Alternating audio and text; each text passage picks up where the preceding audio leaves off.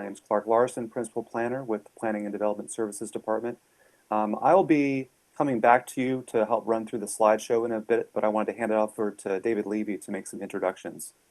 David, are you there? Yes, I am. Good evening, Madam Mayor, members of the council. Tonight, we're happy to bring to you, as you requested, a discussion of the WMATA study of the Rockville Metro Station and property. With us tonight, we have Stephen Segerlin, a program manager in WMATA's Office of Real Estate Station Area Planning. You've met Stephen before, and I'll say just personally, he's been an excellent partner to work with, and we work on multiple things with him, and you'll be seeing other projects coming soon as well, discussion of the Twin Brook Station, but we're on Rockville tonight. Also here, and I know Madam Mayor, you've met her, is Liz Price, the new Vice President and head of the Office of Real Estate and Parking.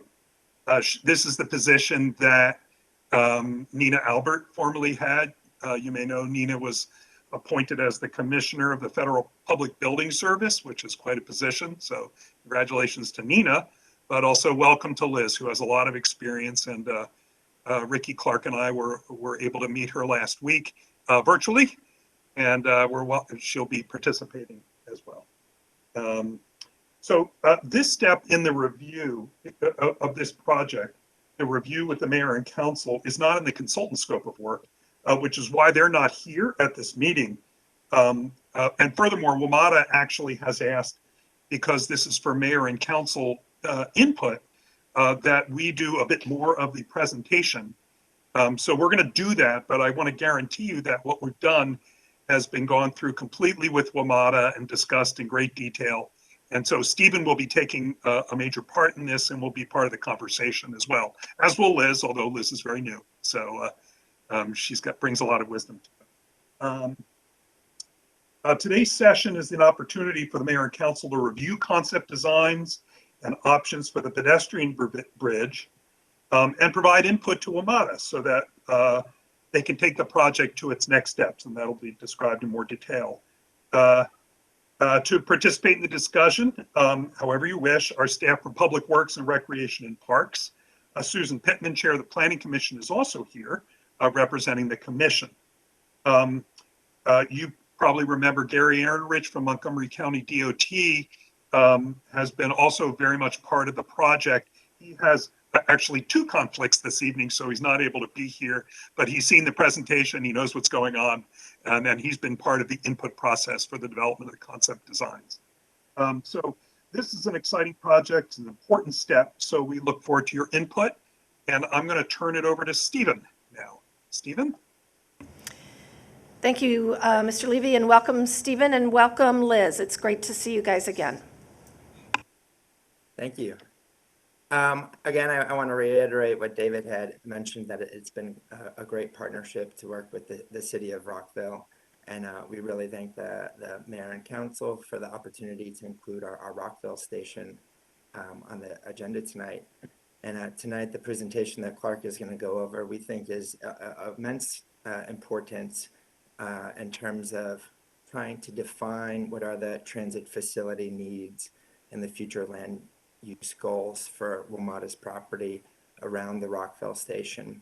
So we can collectively evaluate the feasibility for redevelopment of the station and improvement of its connectivity and integration with the Rockville Town Center and areas east of the tracks.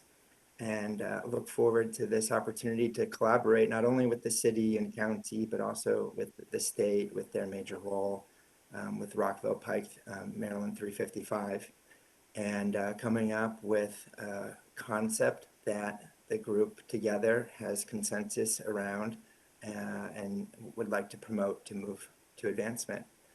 So tonight, Clark is going to give an overview of the schedule for the study and a status update about where we are in the process.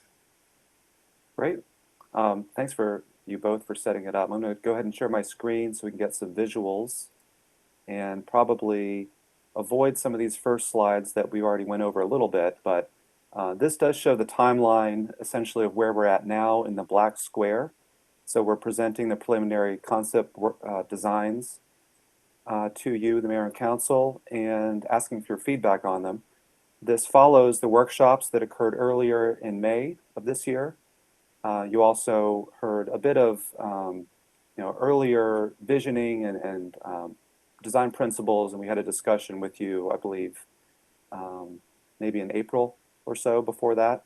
And looking forward, there are more opportunities for public input following some technical analysis that'll take place after this meeting.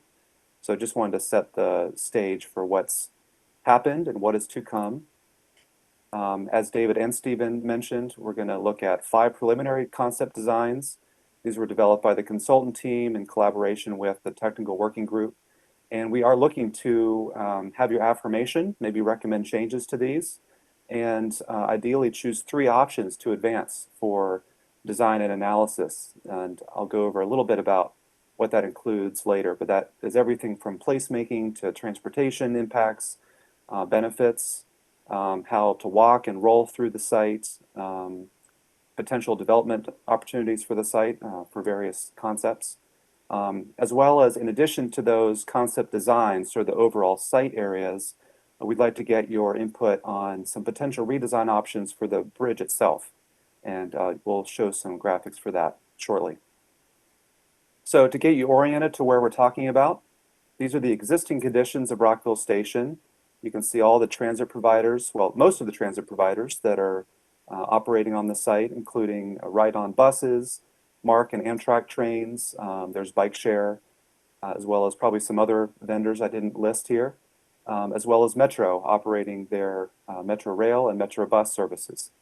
So you're probably familiar with the site. For those that are not, there's a large park and ride lot, surface lot on the east side, as well as a small kiss and ride loop that's just for drop-offs and pickups for passengers. A bus loop on the east side just off Park Road, and on the west side of the station, both properties are owned by WMATA. There's additional bus bays, kiss and ride parking and short-term parking as part of that bus bay loop, as well as to the north of Park Road, there's also a smaller WMATA property for parking and access to the station, and the large access for pedestrians over the bridge that runs across Maryland 355.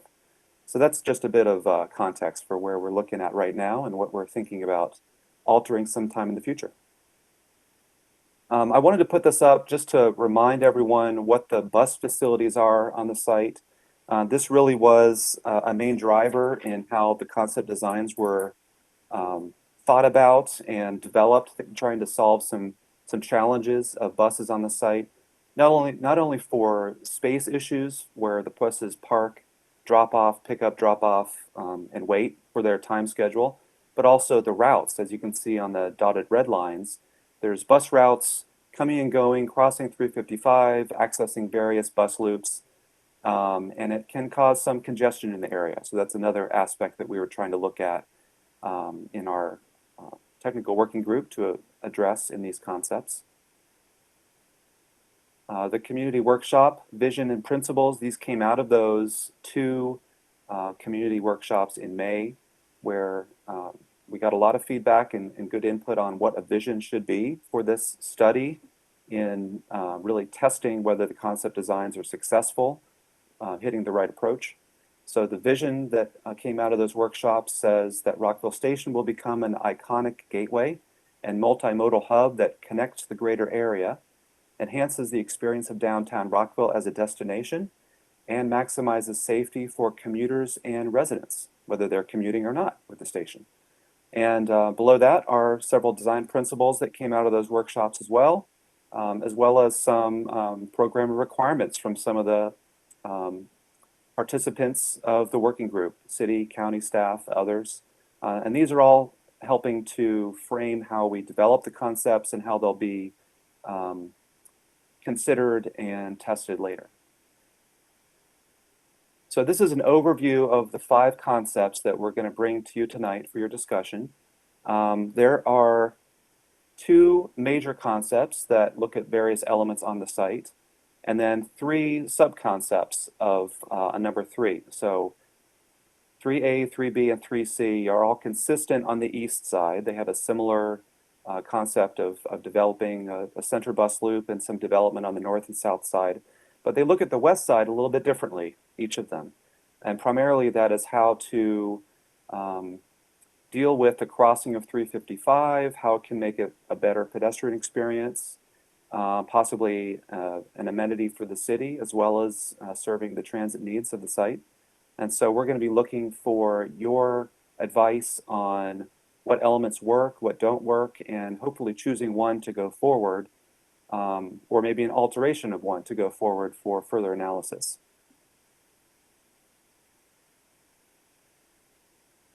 Also, this is just a preview of what's going to come later, but I wanted to make sure that you saw that we will also be talking about the pedestrian bridge, some potential redesign scenarios for that. And so that'll come after I go through in more detail some of the concepts, but I wanted to make sure that you knew that we're also considering how the bridge can be redesigned. And these concepts, these options could be applied potentially to many of the other design concepts on the site. So this is concept one, zooming in a bit. We included these in your agenda reports. We'll be posting these online as well for the public to view.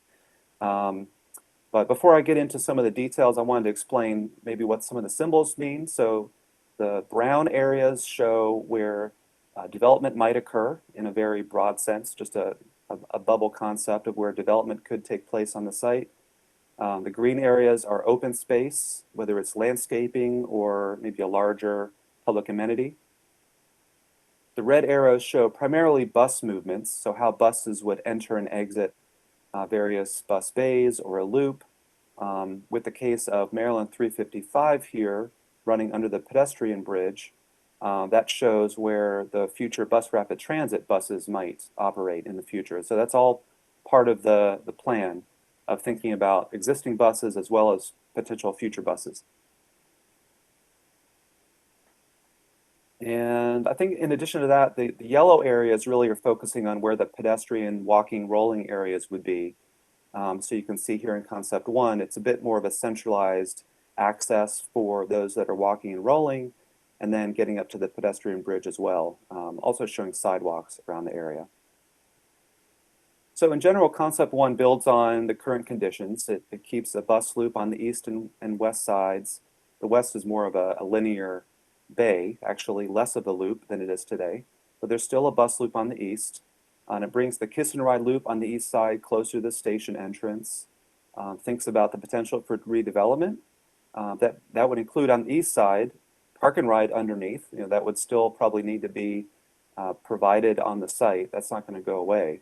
So there could be development on the surface lot, including retaining some of that parking, or maybe more parking if the capacity is needed.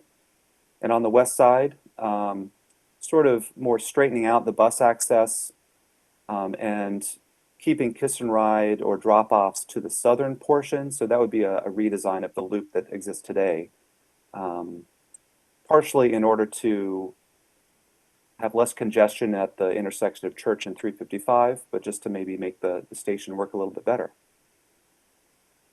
At this point, you know, we really wanted to know from you, the mayor and council, do you want to start discussing these one by one, or would you prefer that we go through all of them and then maybe scroll back if you want to see them?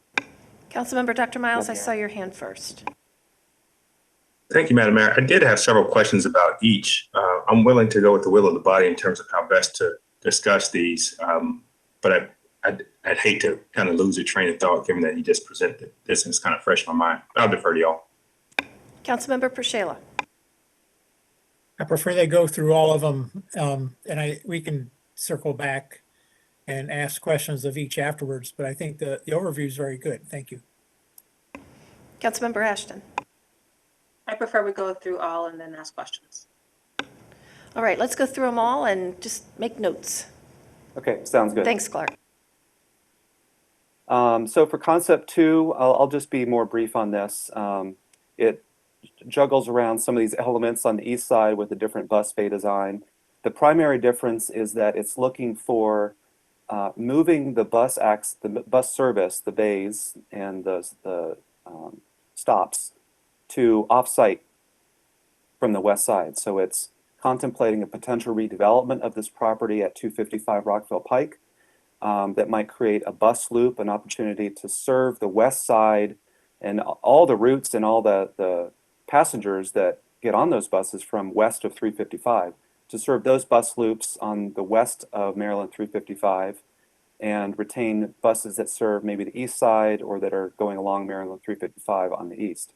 So that's the main difference here, is that it's more development potential because you're moving some of the buses from the west side property off-site. And so it would be dependent on redevelopment of that site.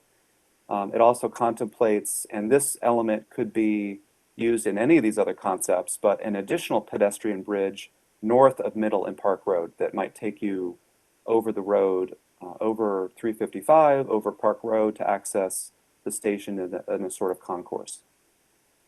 Moving on to 3A.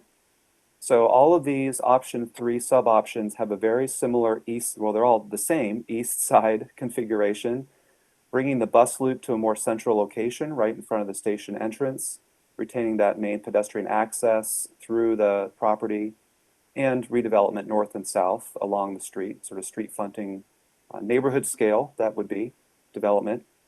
The west side is looking at a more expanded, really dedicated bus loop on the west with potential for a tunnel running under 355 that would take through traffic off of the surface road right in front of the station and leave some surface lanes in front of the station, but that would have the effect of reducing the traffic volumes, reducing the amount of congestion potentially that's in front of the station, and would likely be a more safe, comfortable environment to walk and be around. Looking at concept 3B, that is leaving Maryland 355 as it is today, so no tunnel, but having a raised park or performance space above it that could potentially tie into a pedestrian bridge. So it carries you over 355 from town center to the station, also points east and west from there.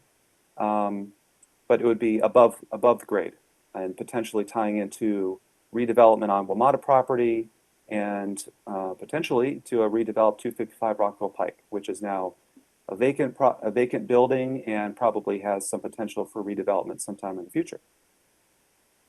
And then 3C is looking at what if there was a tunnel that took all traffic underground, at least at this block in front of the metro station on the west side, so that you would have this large open space, plaza potentially between the bus loop and the town center. That could accommodate a redeveloped 255 Rockville Pike building, but it wouldn't necessarily require it. But doing it this way would have that tunnel extend several blocks north and south. That's just a necessity of the grades to make traffic able to go down and up in a safe manner. So it really works in a highway design standpoint. So that would take traffic past these intersections and coming out somewhere north, maybe at Beale Avenue, and coming out south, potentially at before Veers Mill, after Veers Mill, at the mixing bowl that we all know about. So that's a potential for creating this open space area here where you would remove traffic at the surface. So that is a very brief overview of those concepts, and I'd love to hear what you have to say about them. Super, thank you. Councilmember Dr. Miles. Thank you, Madam Mayor. This is helpful in that I can kind of compare them side by side. So thanks for leaving this up. It would actually be awesome. I don't know if y'all have a slide that looks at what currently is there. I think it's one of your first slides. And Yeah, that with all of them. Yeah. But if you can't do all 6 of those cutouts, that's cool. I ask my questions in turn.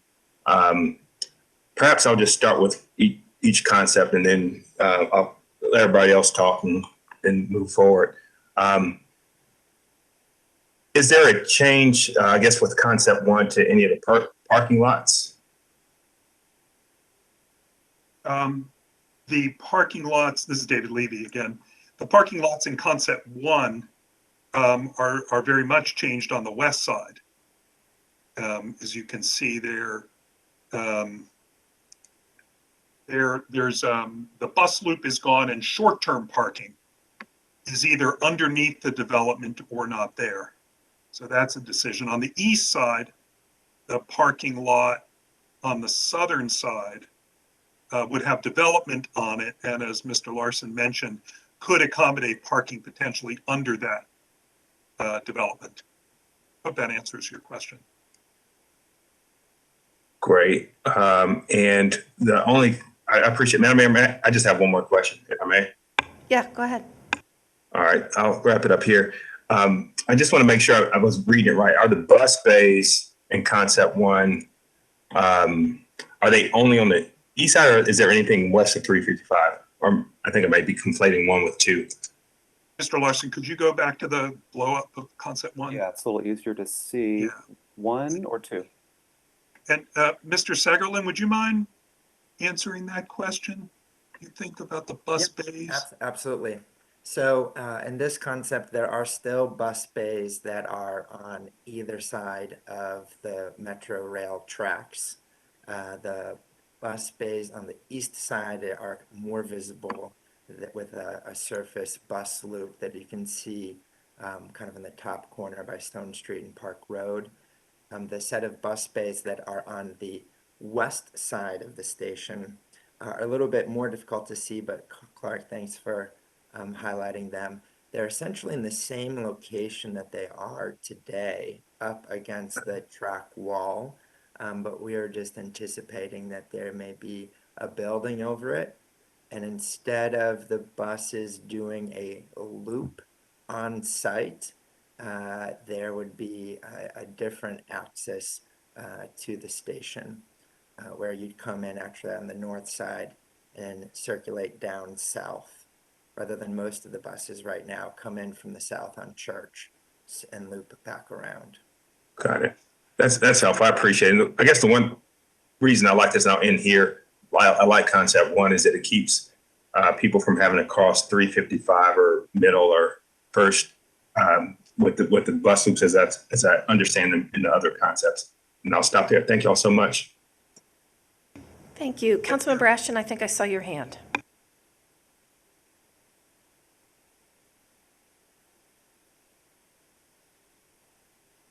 Sorry, trying to get off mute.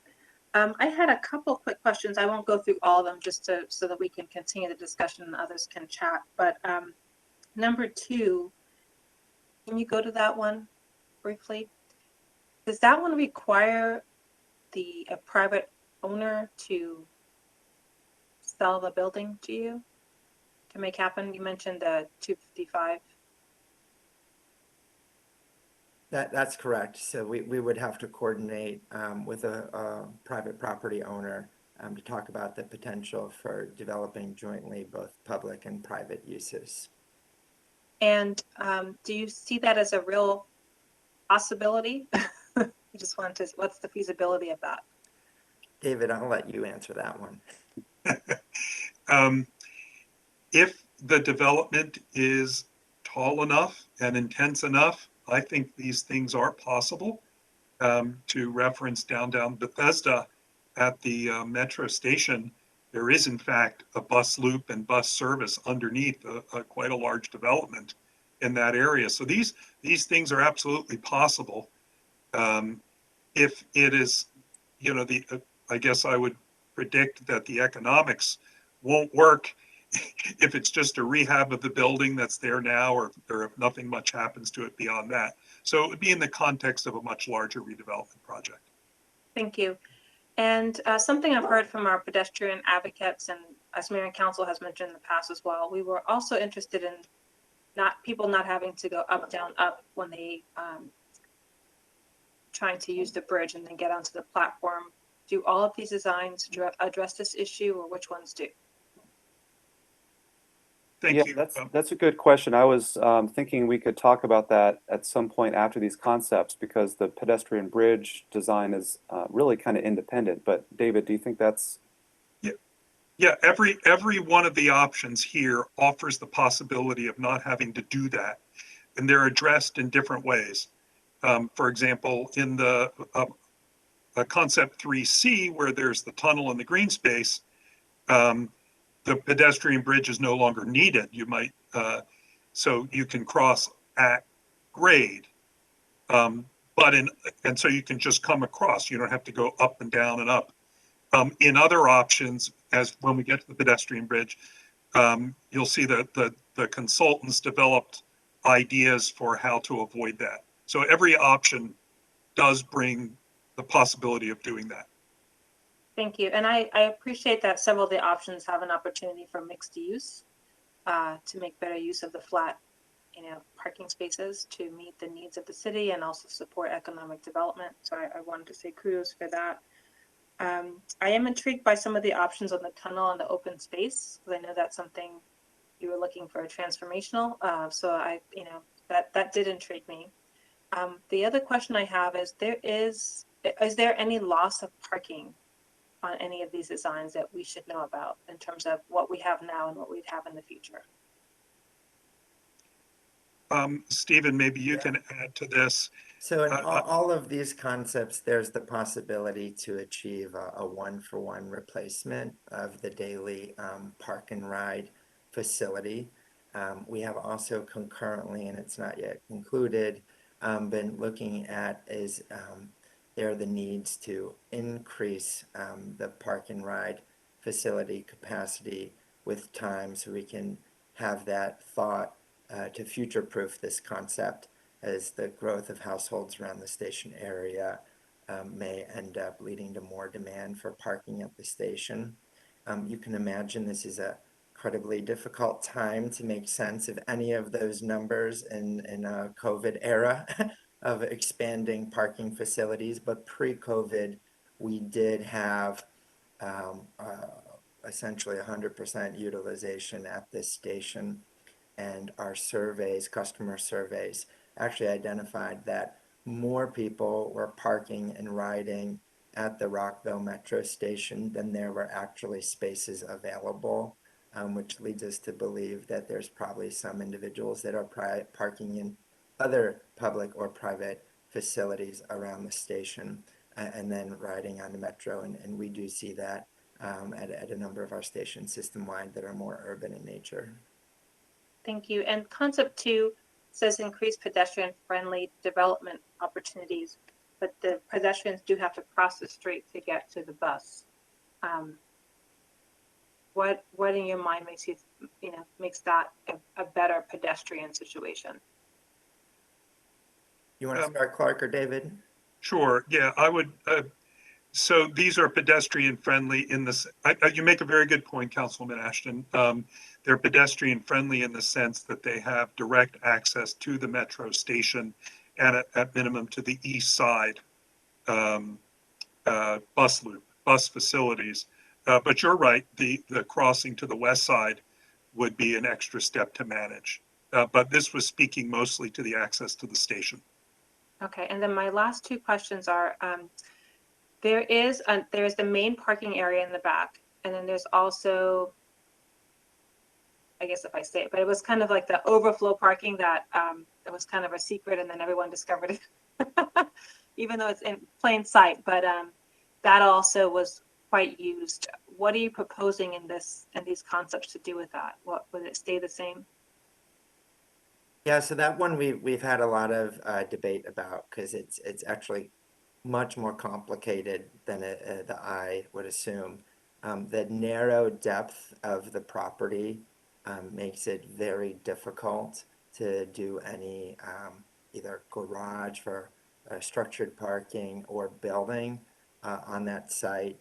And it would, if you did put a building there, it would be very difficult to service and access for loading and garbage services, because it's surrounded by a very busy intersection. So for the purposes of these concepts, we didn't see that its incorporation was adding a lot of value, and kept it out for now. But it is something that we can continue discussions on. Most recently, Metro has converted that facility into a park mobile lot, so that it could be used for more variety of uses, not just daily parking, but more short-term hourly parking or pickup drop off. And Councilwoman Ashton, previously, I don't know if you remember, but there were parking meters where you had to carry your quarters to park in that spot, and people did not park there when they still had the old style meters. But when it moved to pay station, and as Stephen said, the Park Mobile, then people could really use it. Great. And then said one more question. Which one do you think is the best in terms of being a gateway, for the city, as well as pedestrian and bicycle safety? Do we all agree on that? What a good question, Councilwoman. I would actually we would love your input on that. I think there are we actually talked about placemaking and gateway creation as something that comes with the next steps. And Stephen, perhaps you could give input on this, or Clark. We think that any of these could do it, but it depends on the next steps that you would do with the project. I'm not attempting to waffle on the answer, but I can add a little color too. I think that you see in concepts 1 and 2 that they focus on trying to introduce private development onto the property. That could be in the form of 2 towers, and that could create a gateway feeling and make the area covered with only pavement uses between the station and the town center smaller. So it'd feel more like you've arrived to Rockville as soon as you've gotten off at the metro station. Concepts 3A takes a different approach. You see that there's not development proposed on the west side of the station in concept 3A. And this really envisions maybe more of a European approach of trying to have a transit facility that is really focused on that multimodal experience. And while you don't see the illustration of a structure here or any kind of architecture around the bus loop, that doesn't mean that we would not include that as part of the design. This first step was really thinking about just where do the transportation facilities go and where might there be private uses. But you could imagine this being more like doing a celebrated iconic train station and doing some architectural treatment to make the bus terminal feel like it's very integrated with the rail terminal. So there's a lot of different directions one could go with 3A. 3B and 3C take kind of other approaches to do something that's more iconic or gateway an experience by doing the large park either at the ground level or an elevated park like we've seen some other cities across the nation do to bridge these high vehicular traffic areas. So very different approaches. We tried to go wide. I think we heard from this body during our last visit that you would like us to consider a wide variety of options. And so we're hoping this feedback today can help us narrow down to a set of 3 options that was in our original scope with the city that is funded by the state of Maryland, MDOT. And that we would then do further design and analysis, both real estate economics, but also transportation analysis and transit facilities analysis. But getting from 5 to 3 is tough when we have a large variety of concepts like this. So your guidance on priorities would be great. Thanks, Mr. Segerling. Councilmember Pershela. Thank you, Madam Mayor, and also thanks to both city staff and their helpers this evening.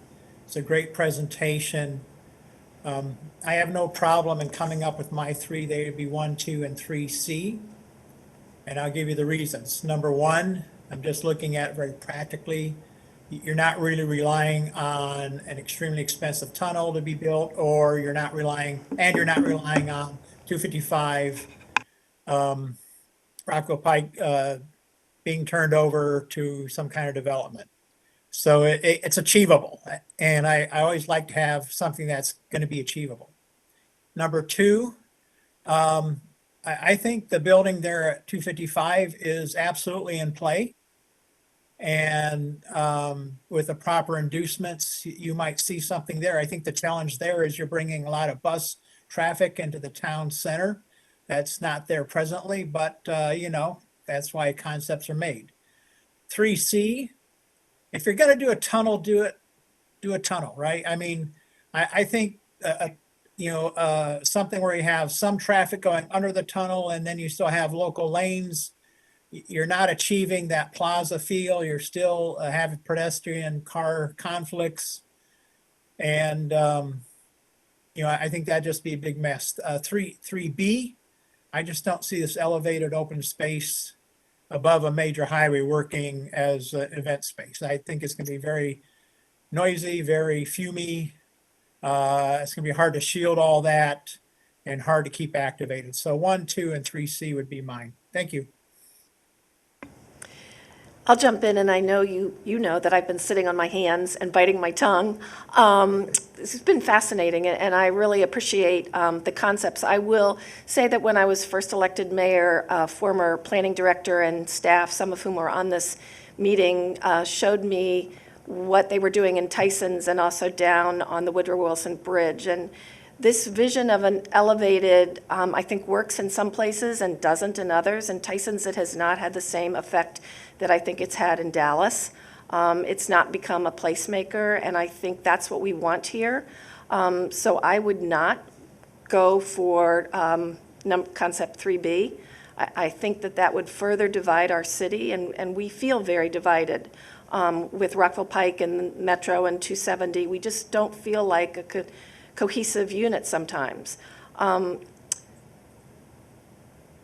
Most of them do not, in my opinion, offer a feeling of a safe pedestrian access to the west side of the station. I see on concept 2, it's increased pedestrian-friendly development opportunities, but it doesn't really feel safe to me when I look at where pedestrians would have to go. And I would venture to guess that while there are pedestrians who use the bridge, it puts people at the northern end of the town center. It's great for the courts and the county buildings, but it doesn't do much for our town center.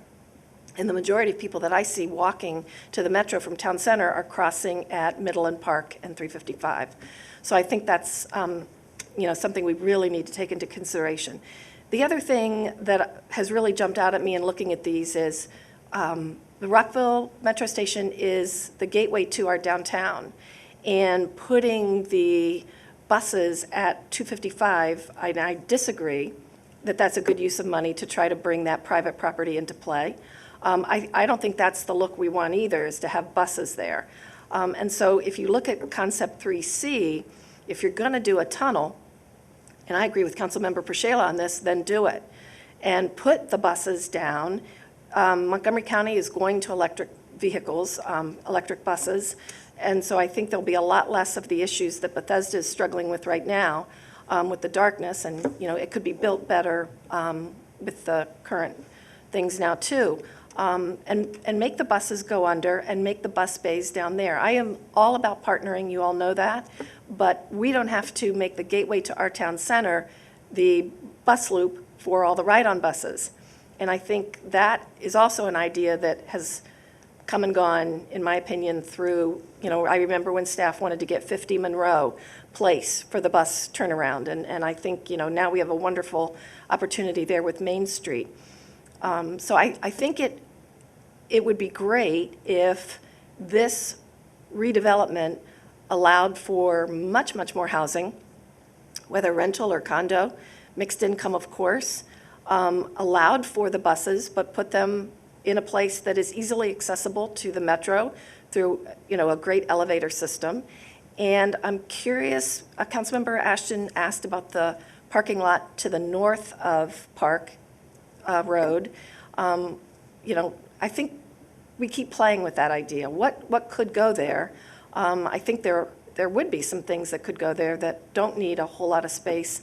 And I want to make sure that we have the parking for those units that are going in the redeveloped WMATA site.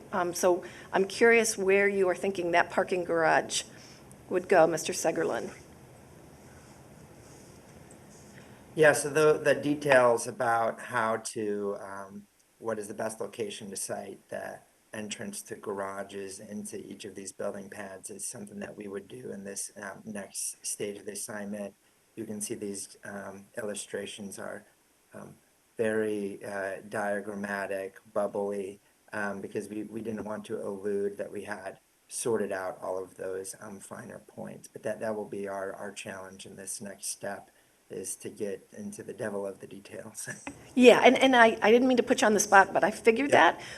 But I guess where I'm going with it is, if you're going to wrap a parking garage with housing on the east side of the metro, perhaps if you're going down anyway, there could be that parking just spread out underground as well to give you more of the residences, whatever they end up being, apartments, condos, whatever. But I think in concept, not to use that word again, you're moving in the right direction, but I really think this is a gateway. This is an economic development opportunity for WMATA and the city. And I would hope that we would move away from thinking that 255 was the answer to prayer, because I don't think it is. And so why waste time? And the money that it would take to get that could be better used on bringing the city together with, a nice green space, safe pedestrian access, and stop us being split with bridges and things like that. So anyway, I thank you. Councilmember Miles, I saw your hand. Thank you, Madam Mayor. Just had to turn off the space heater. So from concept one, I'll go to concept two with several questions, and perhaps I'll just run the table. I'll let the mayor cut me off. The first question I have about concept two is, I think we already answered this in terms of the bus stations will be further away from train tracks. So, to the issues I raised earlier, my preference is that people not have to cross major streets to access the train, which is why I guess I prefer concept one to concept two.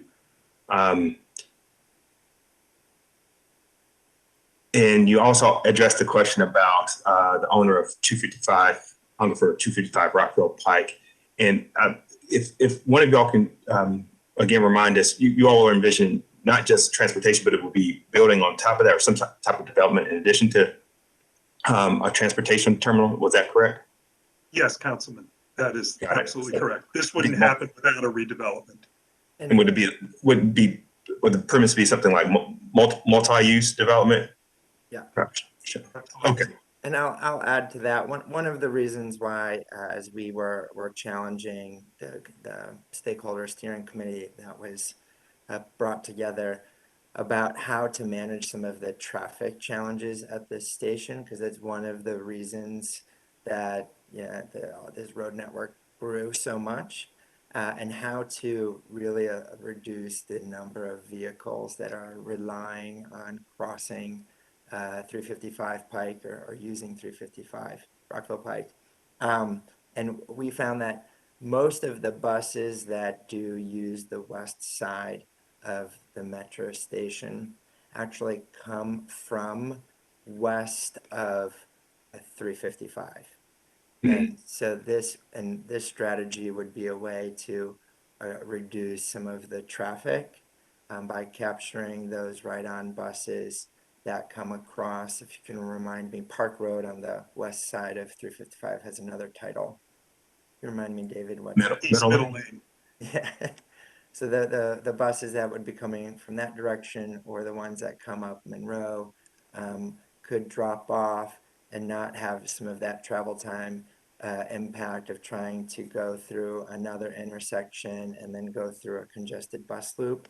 So that was one of the possible benefits anticipated by the concept number 2, but And- absolutely would be multi-use building and Got it. And would that be something that, would it be WMATA Metro potentially purchasing the property at 250, or who would purchase that? I think we're too early stage to figure out the details of how to structure the real estate portion of it, because the funding also may dictate part of that strategy. But right now, we were just trying to illustrate what are the different ways to configure the transit facilities and the private development to meet the goals. And some of it is reducing traffic congestion, some of it is more placemaking and economic development in housing. Stephen, could you talk a little about how you imagine the pedestrians going from that bus loop to the metro station? Yeah, so that would be in concept 2 you're referring to, David? Yes, sorry. So they would be using the pedestrian bridge, and the pedestrian bridge could be in the same or different form. We have some diagrams about different forms as well. But this way, you wouldn't have, right now there's a desire by many pedestrians to stay at grade and cross versus using the bridge.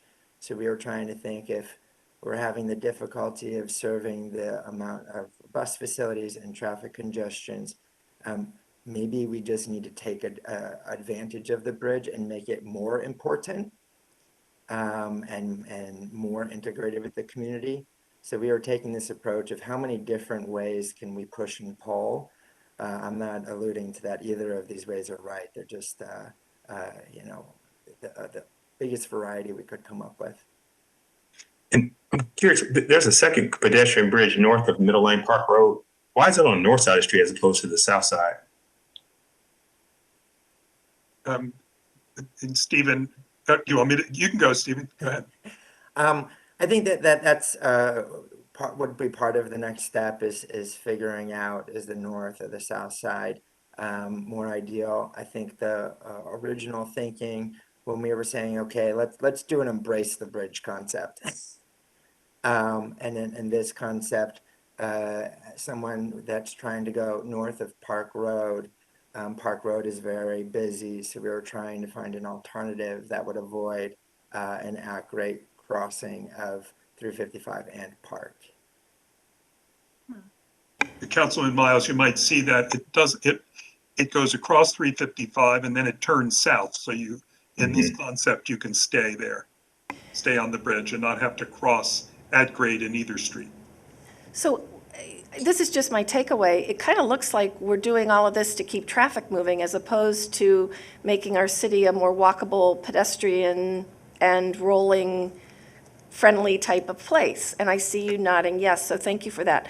That northern bridge, where does it come down on the town center side? And what is the goal of having people go up and over and in? Help me understand why that's such a popular topic with staff. I'll give that to you, David, for staff. Oh, I'm not sure that it's a popular topic for us. I think there was a discussion of different ways to get across 355, and so there's at grade, there's expanded above grade, but I've seen pedestrian bridge networks work, and I've seen them not work. From my native city of Baltimore, many of them did not work particularly well, in the sense that they were built and people didn't use them. Getting across to the Inner Harbor area, but there are other places that do work well.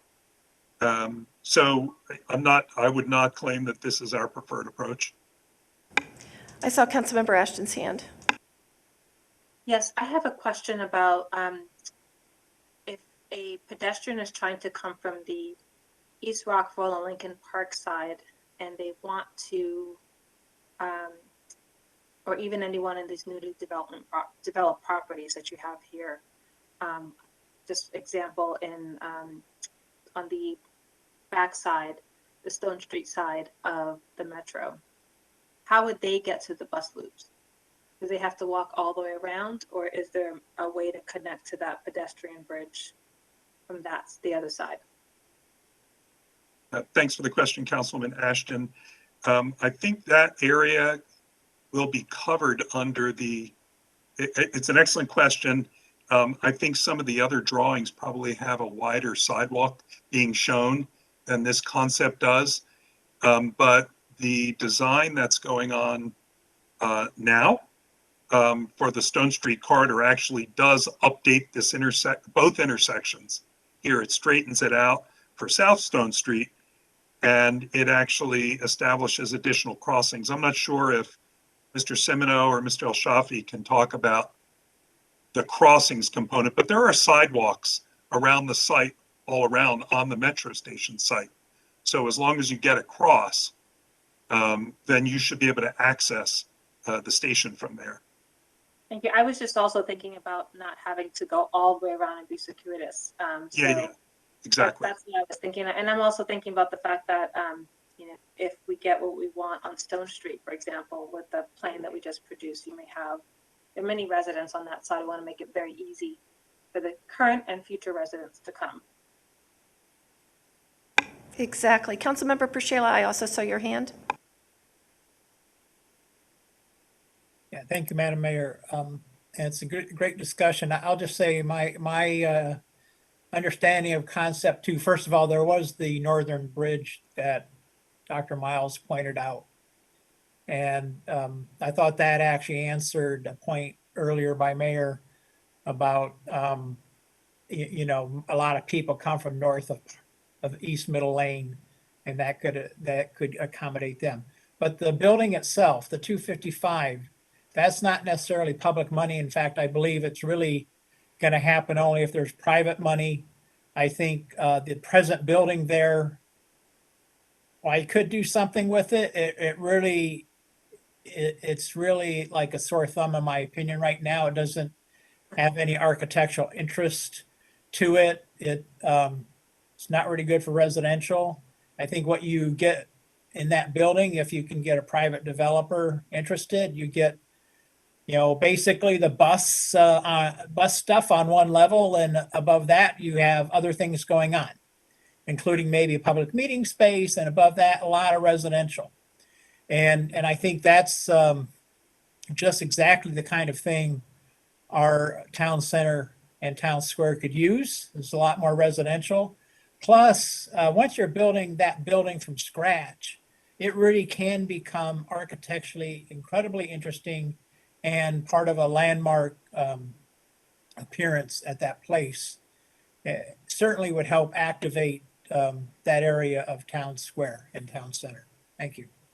But just to follow up, if it is such a development incentive for someone to get height, and I completely agree that property could be redeveloped and be an incredible asset to the city, wouldn't it also be an enhancement for WMATA to build the parking and the buses underneath WMATA's project?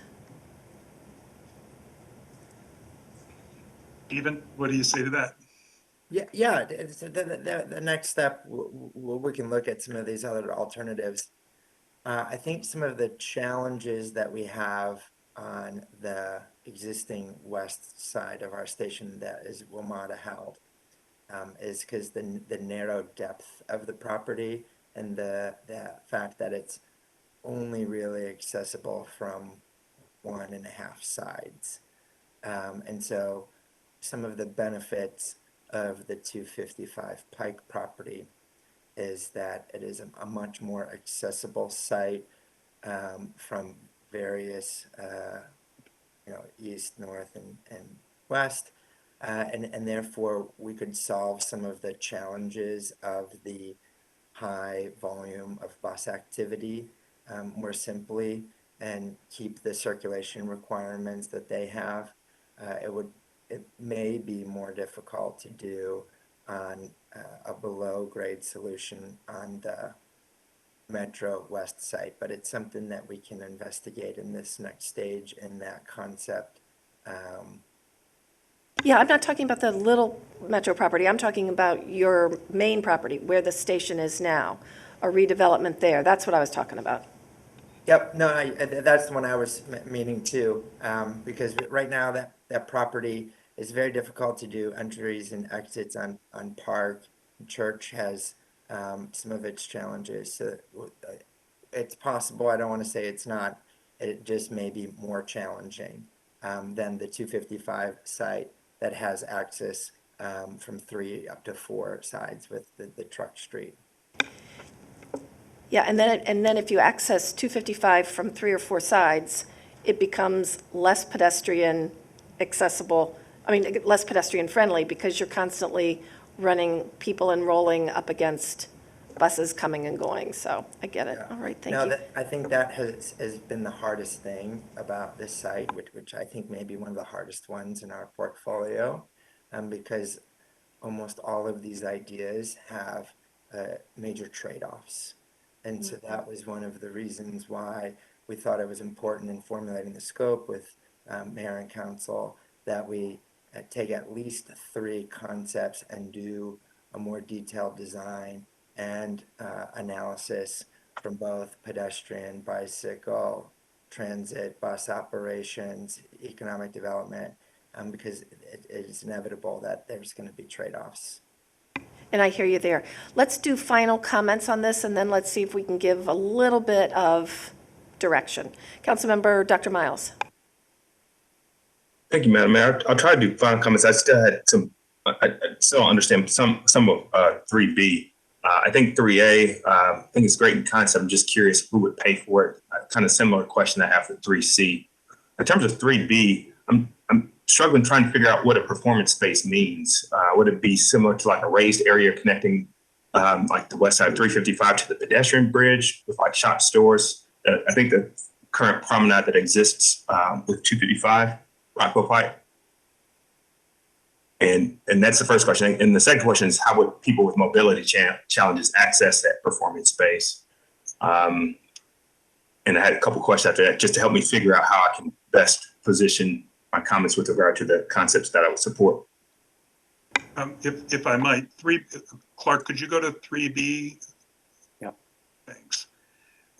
Performance space could be events, concerts. It would be an area where space could be programmed.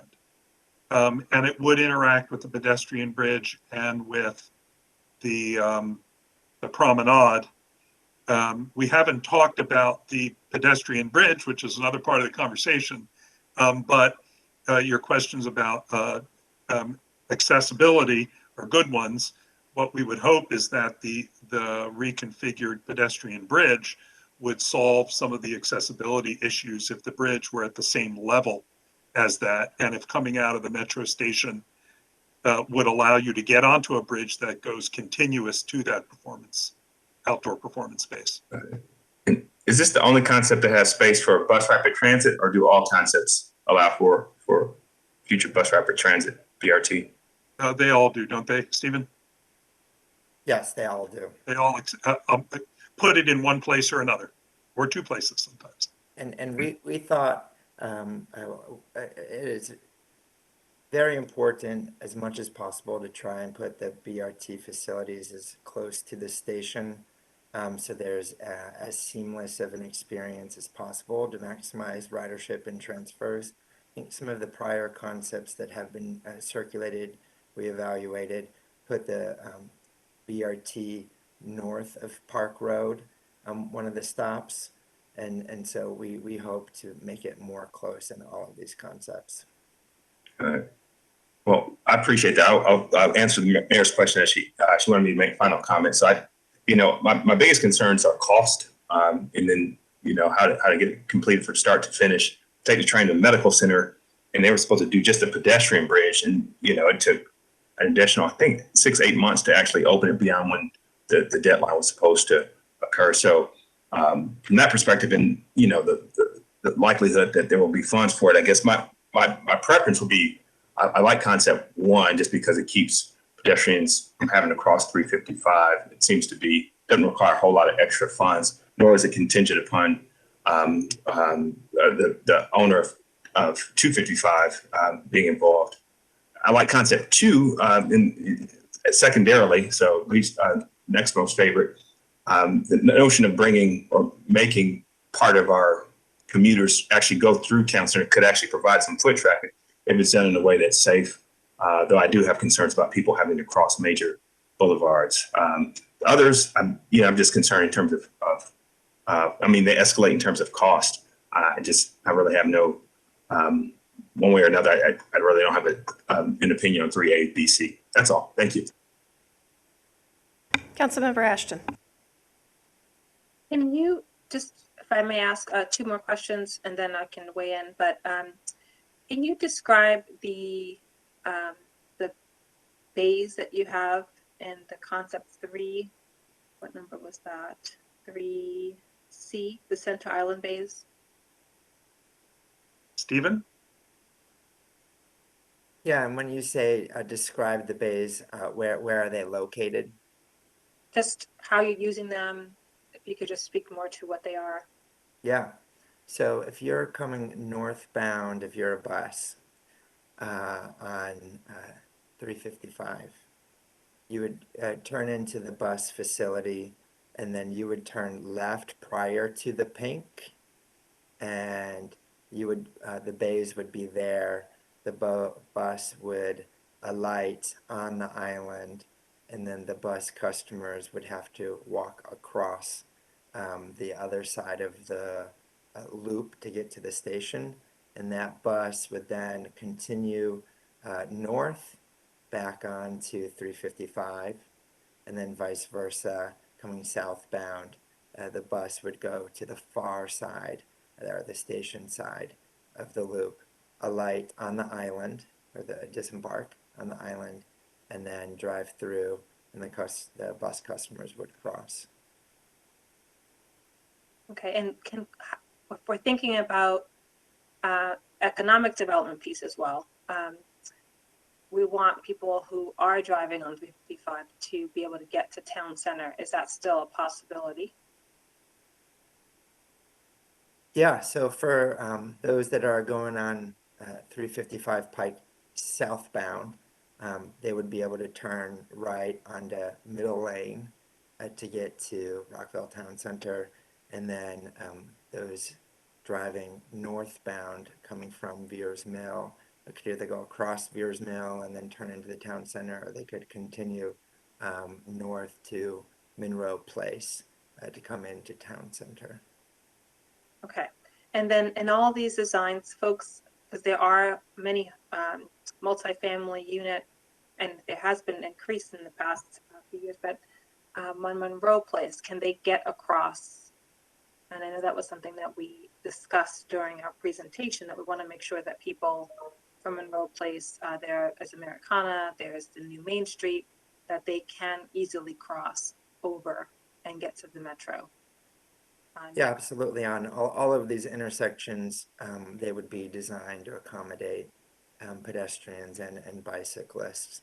And I think one of the possible benefits of a concept like this is because the volume of vehicles that are going through these portions of the road could be significantly reduced because they'd be pushed in different directions or using the tunnel, that you could really slow the vehicle traffic, treat them like a slow zone, even have different types of pavement treatment or curbless environment. There's lots of different traffic calming strategies that are being applied in innovative ways to really maximize that pedestrian experience and put it at the same level or higher as vehicular traffic.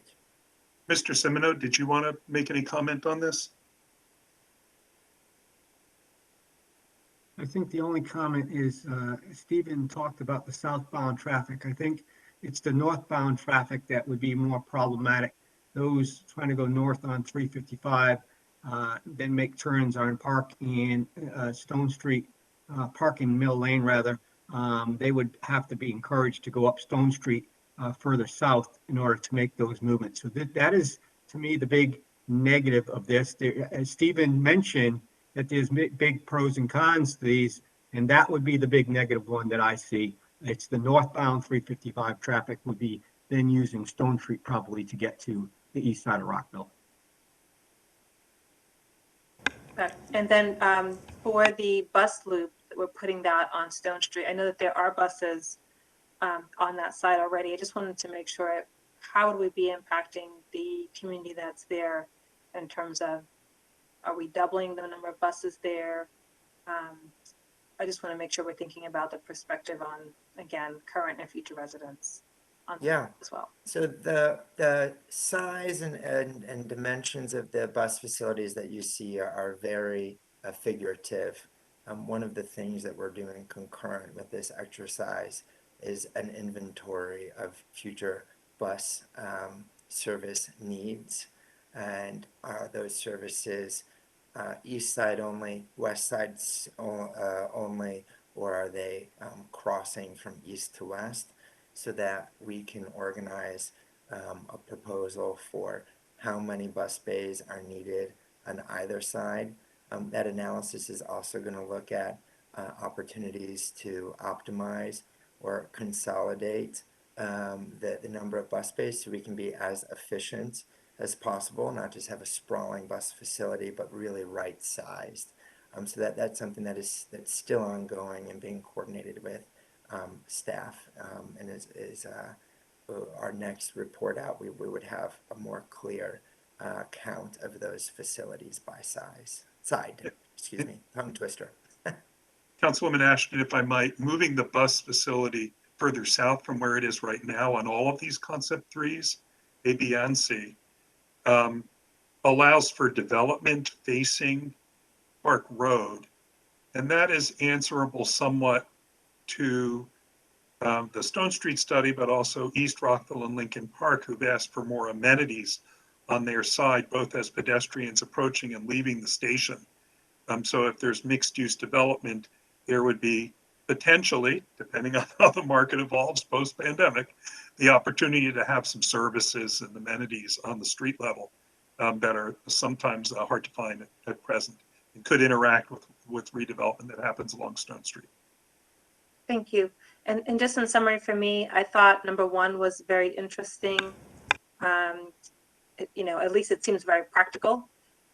Number 3A and 3C get to a bit more on the transformational side in terms of thinking about creating a new gateway experience, as well as some interesting approaches to pedestrian and bikes. I would like to make sure that all of the designs also think about ADA. And so for 2, it made me think about 1. And 2, I did like that we have the buses in one location. When you sometimes are getting out of Metro and having agendas, you're like, do I go right or left? It is nice that it's centralized. However, the fact that it is across the street is something that weighs heavily on me. And also, we know that folks with different abilities may not always be able to access the pedestrian bridge. Elevators do break down, as I hear from some of our advocates who remind us of that. So that was a concern. And then the other piece was, I want to see this move. I am concerned about if we're relying on a private developer to then, make space, does that add another, several years to even being able to move forward? So for those reasons, I was sticking with 1, 3A, and 3C. Councilmember Prashela. Thank you, Madam Mayor. I'll just go again with 1, 2, and 3C.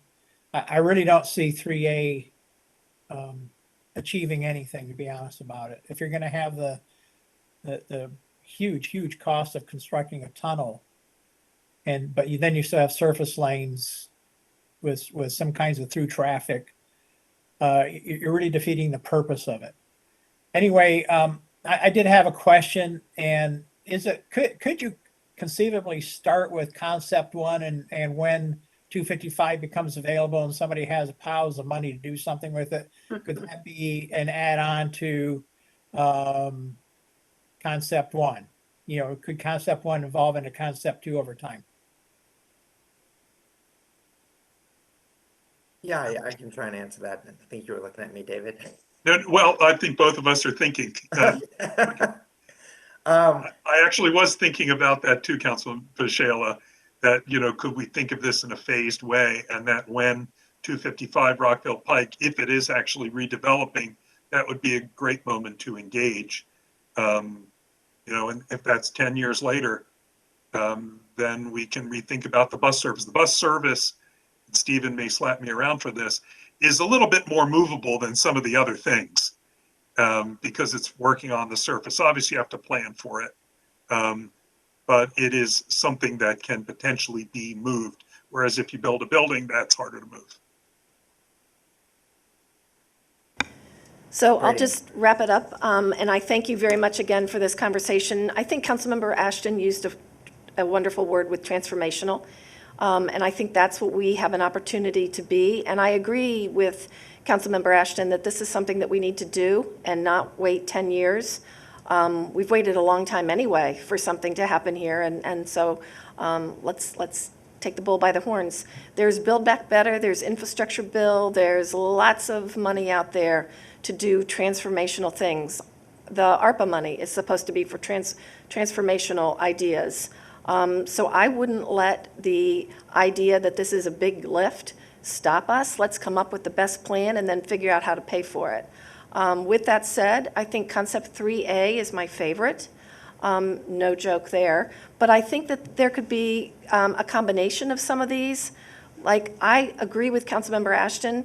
We have to be careful not to cut off our neighborhood and our town center. So is there a way to use the parking lot to the north or west, whatever you want to call it, of Park as something for buses to be underground and then come up there?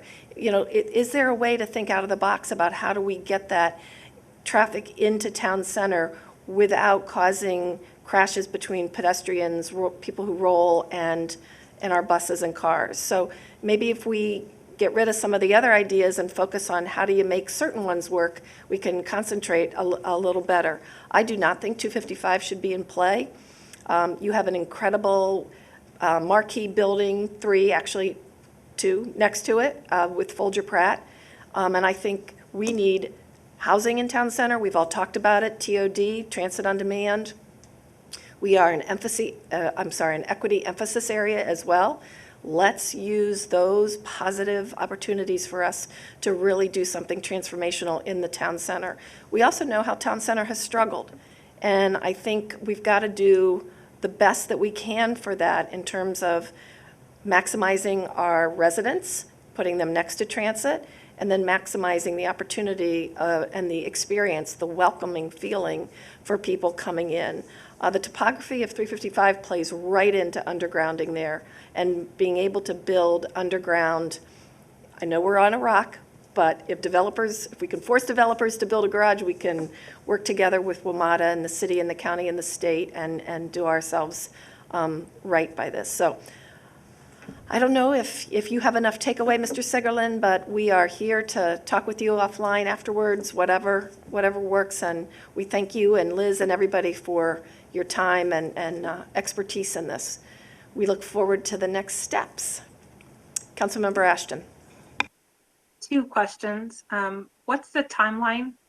Can you just share with us how this is going to flow? I'm always interested in how do we expedite and get to go. And the second thing is, do we have to be done with this before we can start getting on Twinbrook? Because I know that there's a lot of activity that's going to be happening there, and I want to make sure that we're moving on this, but also thinking about other parts of Rockville as well. I think we can both jointly answer no. We don't have to be done with this to move on Twinbrook. And in fact, Councilwoman, you'll be seeing a briefing on the PD amendment, the proposal for the plan development amendment in February. That's the first step on the Twinbrook side, which is a housing development that is proposed to use a portion of the WMATA property at Twinbrook. And both Stephen and Liz have indicated their interest in moving forward with the north part of that property for a request for proposals. And we have discussed the possibility of creating a great open space in the middle there. So that's, I think we're going to be working that in parallel and coming to you for direction at some point. In how many years do you think, you don't have to commit to it, but when would this be done? Or when can it start? Let's say that. When can it start in terms of the development aspect of it versus the planning side? Are we referencing the Rockville or the Twin Brook side? Rockville? Both, if you haven't, but at least with Rockville. I think it's going to depend a bit on how conclusive or how much consensus we all have at the end of the study when we see the next rounds of results, which will include the financial feasibility and how much public funding is needed, if any, for either of these concepts. So that's really going to dictate the schedule. The simpler concepts, you can generally think, would be like concept one, something that could be done faster in the period of, to be realistic, probably 5-ish years and a good clip. And since we're at this early stage, and the more complex projects that are going to require a bigger lift in terms of probably local, state, maybe even federal funds could take longer. But as the mayor has mentioned, with some of these funding sources like Build Back Better, it's becoming more realistic to pursue those funds, and those grant opportunities are annual. Madam Mayor, might I ask a question to Mr. Segerlin? Sure. Stephen, how much input do you need on the pedestrian bridge to move forward on that? Do we need to, or can we move forward with where we are, or do you need input? I think we mostly wanted to highlight to this body that we were going to analyze multiple concepts for the pedestrian bridge, sort of like the strategy that we've taken for the land use around the station. And so we were going to look at, what if we eliminated the bridge?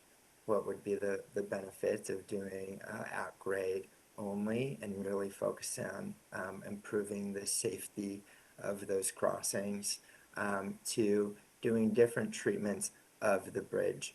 And here you can see this option A and B would be trying to take the bridge over the tracks and eliminating that one concept that you had mentioned, Councilmember Ashton, about the up and down and up. So you're saying, Stephen, you don't need them to make a choice or option. You just want to make sure that they understand that that's being studied and can be applied to the various options. Is that right? Correct. I think, this is Liz, if I could just add, I think it would be helpful. I know we've taken up a lot of your time this evening, but if there's any strong feelings about the pedestrian bridge, whether it needs to remain or whether, there's openings to discuss, changes to that, potentially bringing it down to grade. I think that'd be helpful for us to hear your perspective on that tonight, if people want to share that briefly.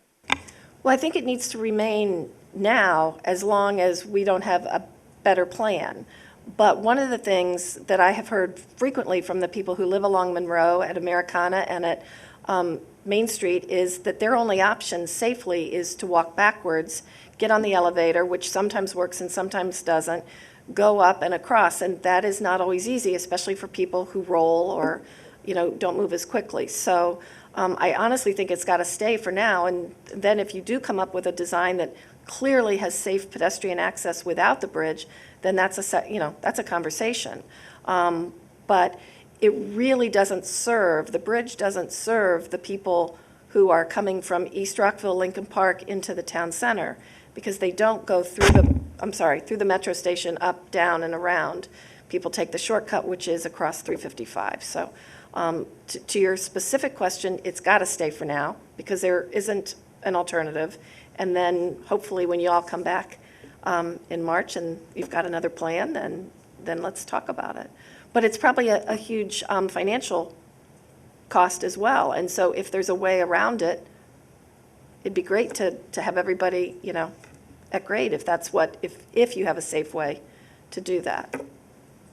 Yeah, and just to be clear, I certainly not meaning to suggest we would suggest removing it prior to the redevelopment, really thinking about in the future condition with new development and new public spaces, what would be the right solution. So we will evaluate that and bring that back in the next round. Yeah, I think it's really hard to tell, Liz, until we know what the options are, right? And that's why it's hard to know if that pedestrian bridge will be an enhancement for people going forward, depending on what else you all come up with. Yeah, I think just to re-emphasize what I heard you say tonight, which was, really the focus on improving the pedestrian environment and the gateway to Rockville. I think, the pedestrian bridge kind of flies them over a bunch of asphalt right now, and that's not a great condition, which we're all looking to change. And so, again, I think that could create new opportunities to create a more urban, pedestrian-friendly street level environment, which, we're hearing from you is clearly, a top priority. It is for me. Councilmember Dr. Miles. Thank you, Madam Mayor. I had a quick question about the pedestrian bridge, and I agree with your comments, Madam Mayor, on it in terms of its relevance for now. It has to stay until a better option is provided. I was trying to figure out in option A, I'm looking at packet page 14, how do people access the MARC station from option A of the potential pedestrian bridge redesign? Mr. Larson, do you want to walk them through across? Yeah, we can walk or roll across the bridge. So option A contemplates that there would be an access to not only the platform of Metro, but only really access to the west side. Usually that's southbound trains. Sometimes it's northbound, as I've found before. But the west side of the platform that you could potentially cross at grade or go under for the other side. But this option A would get you potentially to the Metro rail platform and just one side of the MARC and Amtrak platform. If you wanted to go all the way over to the other side with a bridge design, it would have to be, as it shows here, a minimum of 23 feet. That's to accommodate the CSX double stacking train height requirements that they have.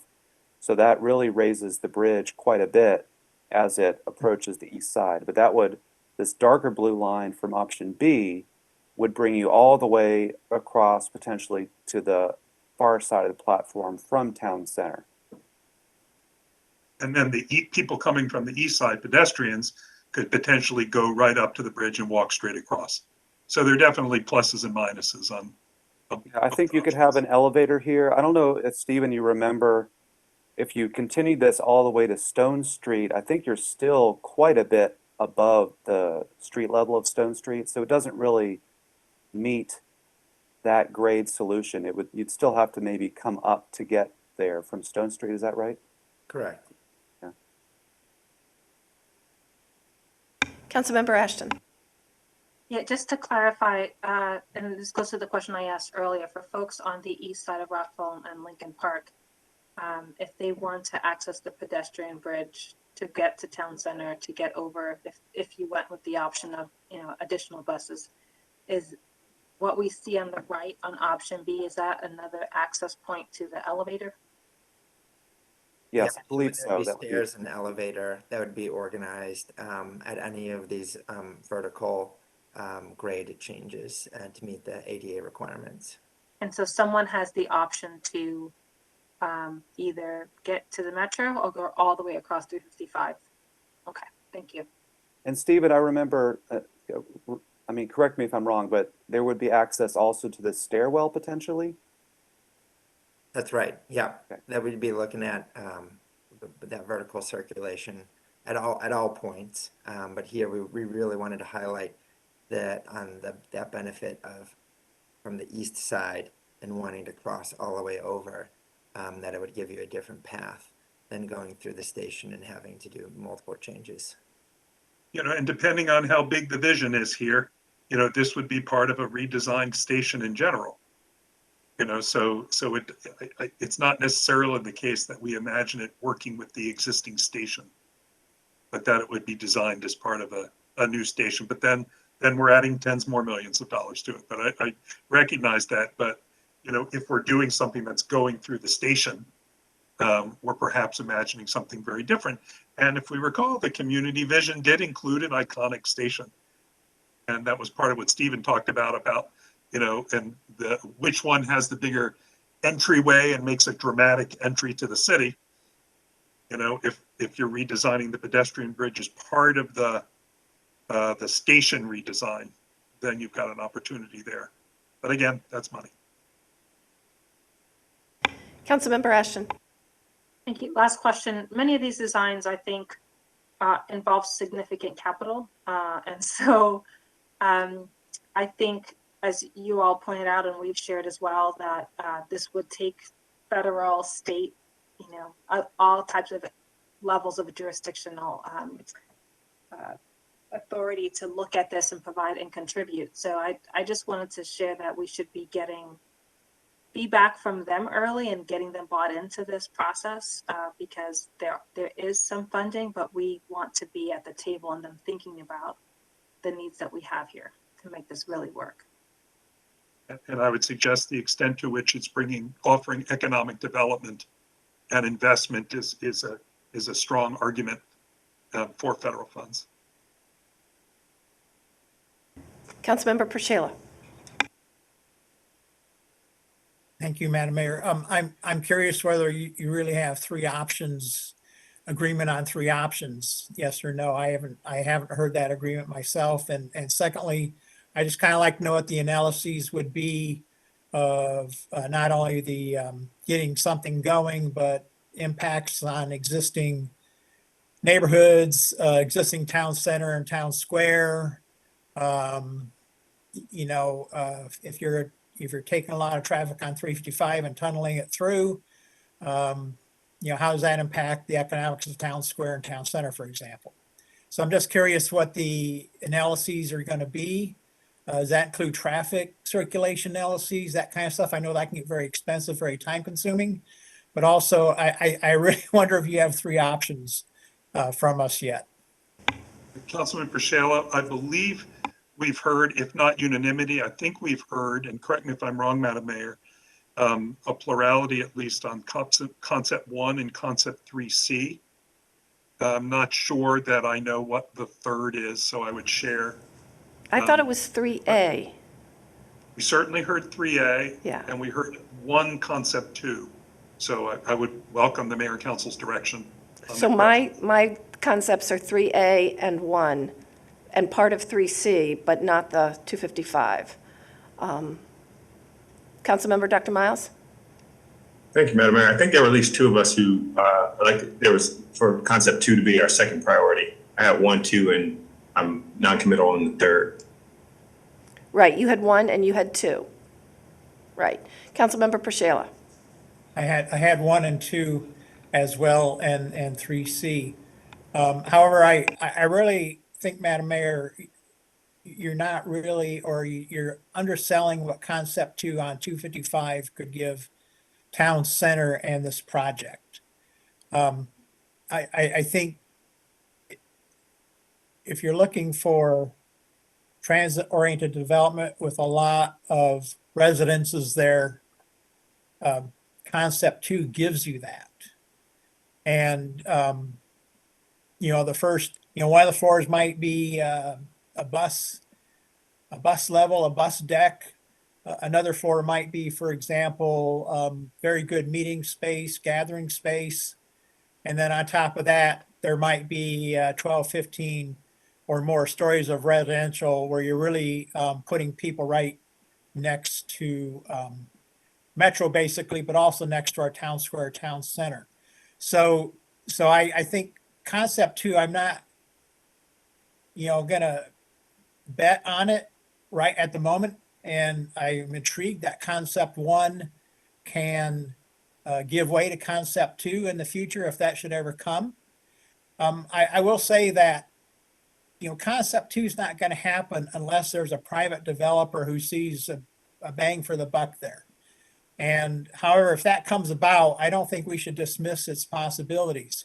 Anyway, for the purpose of our investigation, to have 3 concepts that are what in mathematical terms, what I call orthogonal. So they're 90-degree angle from each other.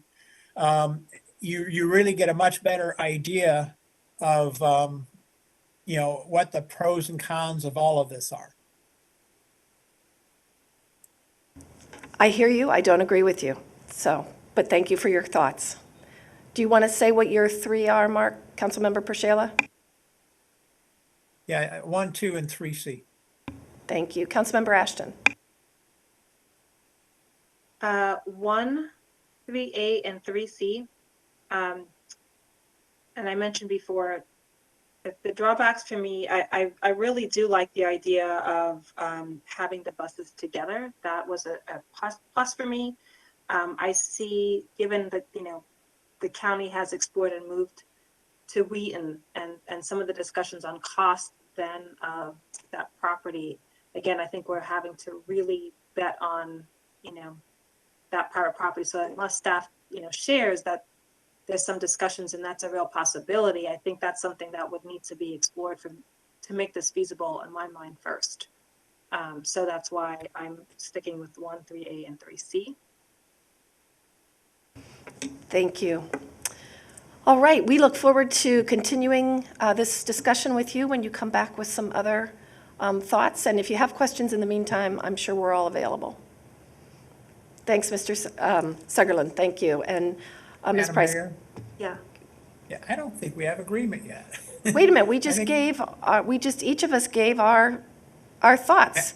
They were looking for a body to just give them 3 alternatives, and I don't think we've done that yet. Well, I heard 3 people, or 4 of us say concept 1 was in play. I heard 2 people say concept 2 was in play. I heard 3 people say concept 3A and 3C were in play. I don't believe that you have 3 people who said 3A is in play. Oh, I beg your pardon. 3C, right? 3C.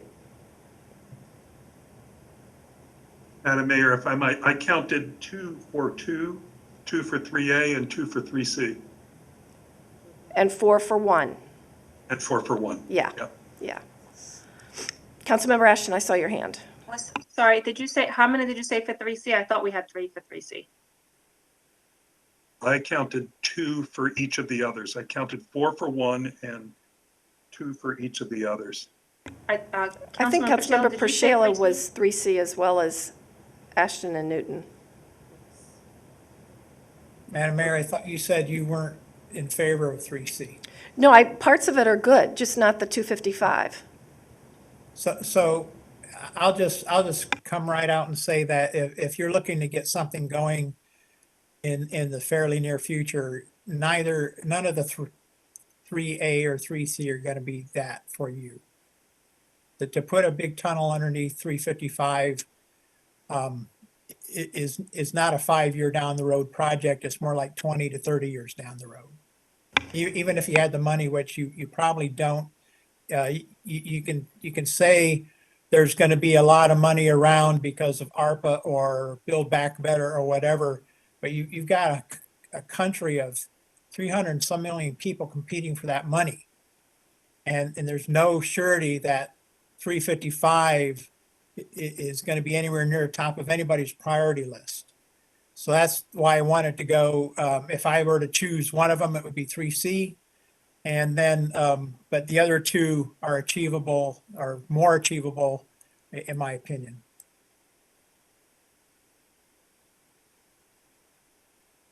Councilmember Ashton. How do you want to proceed? We're missing a member of the body from the discussion, and we have 2 and 2. Does staff have any recommendations? So 1 and 3C clearly are in from the counts.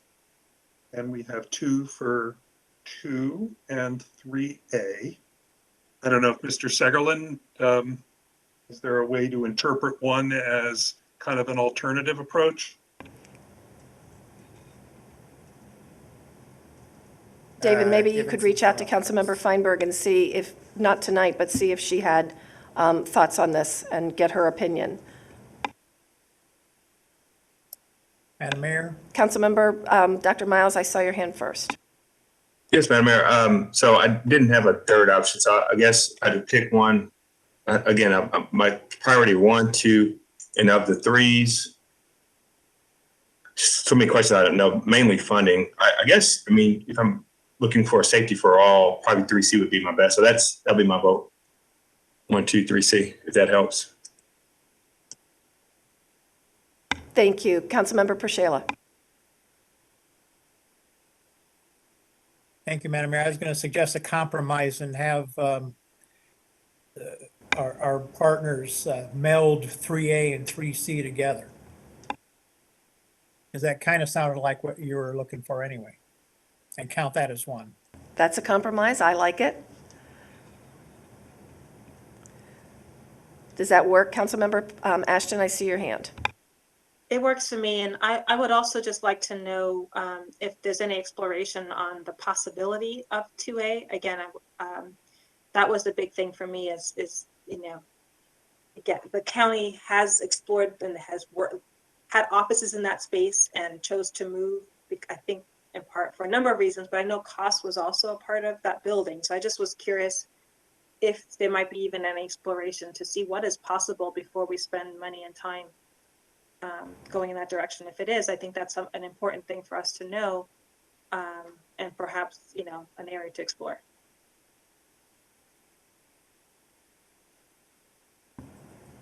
Councilmember Prashela. I mean, that isn't it public knowledge that that building is under financial stress at the moment? I mean, there's, you know, sitting empty, something's going to happen there. Yeah.